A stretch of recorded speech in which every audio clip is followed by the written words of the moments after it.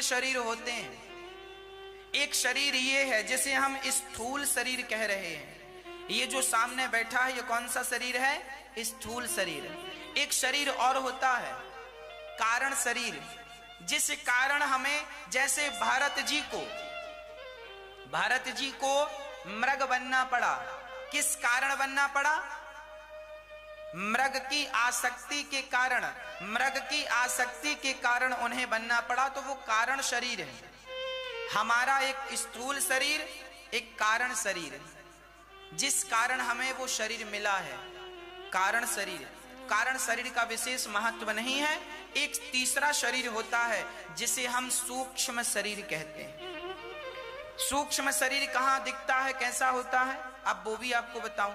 जब हम सो जाते हैं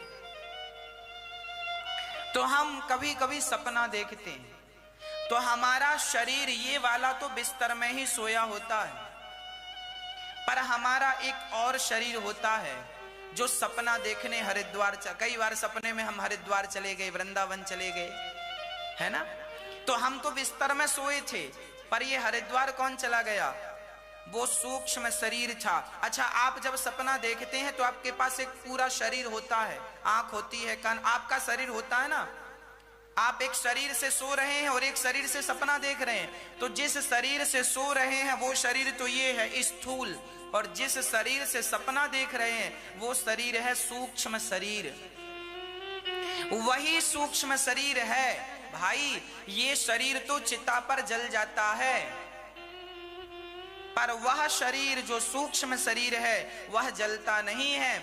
जो हम पाप और पुण्य करते हैं वह सूक्ष्म शरीर उस पाप और पुण्य का दृष्टा होता है। वही देख रहा होता है कि तुमने कितना पाप और कितना पुण्य किया, और वही शरीर जाता है स्वर्ग और नरक। वही शरीर तुम्हारे किए हुए पापों का फल भोगता है। लोग कहते हैं कौन भोगता है? शरीर तो यहीं रह जाता, सूक्ष्म शरीर। अच्छा, भगवान के यहाँ बड़ी व्यवस्थाएं हैं। जब हम यहाँ से मरकर जाते हैं ना, हमारा सूक्ष्म शरीर जाता है, तो क्या होता है? हमारा सूक्ष्म शरीर, उस सूक्ष्म शरीर को जीव भी कहते हैं, उस सूक्ष्म शरीर को मन भी कहते हैं, और सूक्ष्म शरीर तो सूक्ष्म शरीर है ही। ठीक है, जब हम यहां से मरकर जाते हैं तो हम सीधा यमदूत हमें पकड़कर भगवान के पास ले जाते हैं। भगवान के पास वहां हम जाते हैं, भगवान बिठाते हैं हमें। कहो कैसे हो अनिरुद्ध? अच्छे हो? अच्छी रही यात्रा? हाँ प्रभु अच्छी रही। भगवान अपने बगल में बिठाते हैं और भगवान के सामने वहां एक बड़ी सी टीवी लगी है, जैसे आप टीवी देख रहे हैं, बड़ी सी टीवी लगी है। हमने जन्म से लेकर मृत्यु तक जो भी किया है पाप और पुण्य, भगवान मेमोरी कार्ड उसमें फंसा देते हैं। और आपने जन्म से मृत्यु तक जो जो किया है भगवान और आप दोनों लोग मिलकर देखते हैं। भगवान कहते हैं देखो हमने तुम्हें भेजा था पुण्य करने के लिए, देखो तुम किसी का गला दबा रहे हो, देखो तुम भ्रष्टाचार कर रहे हो, देखो तुम चोरी कर रहे हो, देखो तुम शराब पी रहे हो, देखो तुम मछली खा रहे हो, देखो तुम मुर्गी को मार रहे हो, देखो तुम इतनी हत्या कर रहे हो। आप बड़े लज्जित होते हैं, हे भगवान मैं क्या करने गया? अच्छा क्या करने लगा है? क्या करने लगा? अब भगवान जब पूरी आपकी जन्म से मृत्यु तक की कहानी देखते हैं तब यमराज जी से कहते हैं इनका हिसाब किताब करो। फिर यमराज जी हिसाब किताब करते हैं। यमराज जी ने कहा इनके 5 किलो पाप निकले हैं और 100 ग्राम पुण्य। पुण्य कितना निकला इनका? 100 ग्राम, और पाप 5 किलो। अब 5 किलो पाप निकले हैं तो भगवान बोले देखो राम जी 5 किलो पाप निकले हैं, जाओ पापों का फल भोग के आओ। तो फिर वही जीवात्मा वही पाप का फल भोगने फिर इस मृत्यु लोक में आता है, नाली का कीड़ा बनकर चमगादड़। ये 84 लाख योनियां हैं, ये तुम्हारे पापों का दंड भोगने के लिए योनियां बनाई गई हैं। कुछ कष्ट नरक में दिया जाता है, नरक में भी 28 प्रकार के नरक हैं। तामिश्र, अंध्र तामिश्र, रौरव, महारौरव, कुंभी पाक, काल सूत्र, असिपत्र, वन, सूकर, मुख, ऐसे 28 नरक हैं। वहां से भोगने के बाद इन 84 लाख योनियों में डाला जाता है। कुत्ता, बिल्ली, चमगादड़, नाली का कीड़ा, मक्खी और ना जाने ये सब बनना पड़ता है। ये 5 किलो जो तुम्हारे पाप थे, उस 5 किलो पाप को भोगने के लिए तुम्हें ये सब जीव योनियां मिलेंगी। और जब पूरी भोग लोगे 5 किलो पाप खत्म, तो फिर भगवान के पास दूसरी मीटिंग होगी आपकी।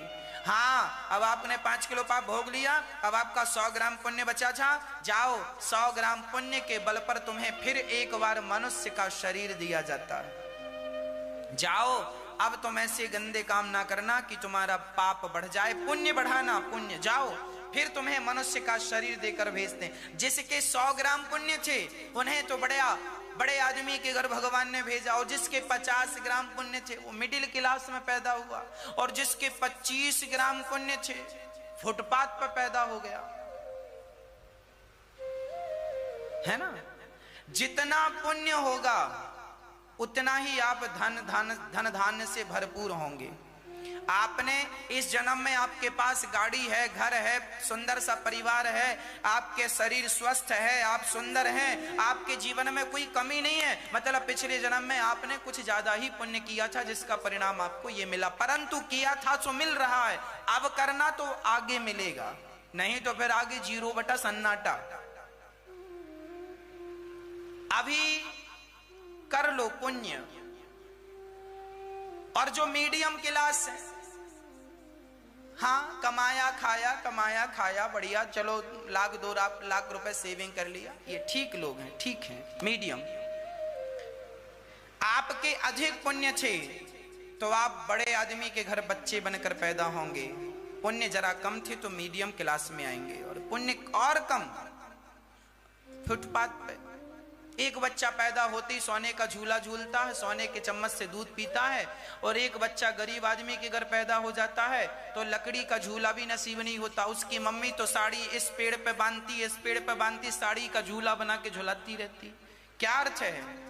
तुमने पाप किया, तुमने पुण्य किया था ज्यादा, तो धन धान्य से भरपूर हो। ये तुम्हारी जो गरीबी है, ये गरीबी इस जन्म की गरीबी नहीं है, ये पिछले जन्म के किए हुए पापों का दंड है, चाहे मेरे साथ चाहे आपके साथ। इसीलिए आप अमीरी और गरीबी पर ध्यान ना दीजिए, आप तो केवल ये याद रखिएगा कि आपको अब अच्छे कर्म करने हैं, अब अच्छा करना है। तो अच्छा अब करेंगे तो आगे अच्छा, जो करेंगे वही भरेंगे। पेड़ बोए बबूल का तो आम कहां से आए? जैसी करनी वैसी भरनी। इसीलिए को ना काहू को सुख दुख कर दाता, जब मैं दुखी हो जाऊं तो मुझे किसी को दोष नहीं देना चाहिए कि मैं इसके कारण दुखी हूं। मैं अपने ही कर्मों के कारण दुखी होता हूं, मेरे अपने कर्म ही मुझे दंड देते हैं, और मैं दुनिया को दोषी ठहराता रहता हूं। तुम्हारे कारण व्यक्ति दुनिया को तो दोषी ठहराता है, पर अपने ऊपर अपने आप को कभी झांक कर नहीं देखता। कबीरदास जी ने बढ़िया बात कही है, बुरा जो देखन मैं चला, बुरा ना मिलिया कोई, जो दिल खोजा आप ना हमसे बुरा ना कोई। हम ही बुरे थे पर हम दूसरों को बुरा ठहराते गए। इसीलिए अपने आप की कमियां देखिएगा, स्वीकार करो और सुधार करो, जीवन तरक्की की ओर जाएगा, समृद्धवान बनेंगे।